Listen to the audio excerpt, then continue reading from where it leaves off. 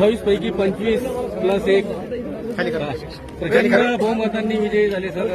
खरं म्हणजे आमची अपेक्षा पूर्ण 28ची होती, परंतु जनता जनार्दनांचा मताचा कौल आणि मतदारांनी दिलेल्या आशीर्वादाच्या रूपाने नगराध्यक्ष 23,500 मतांनी पहिल्यांदा मला वाटतं एका मराठवाड्यामध्ये बूथ एकदम बोटावर मोजणाऱ्या नगरपालिकेचा रिझल्ट असा लागला असेल, असा सिल्लोडच्या जनतेने गेल्या 35 वर्षापासून मला सातत्याने जी साथ दिली, मी त्यांचे उपकार, त्यांचे आभार कधीही विसरू शकत नाही.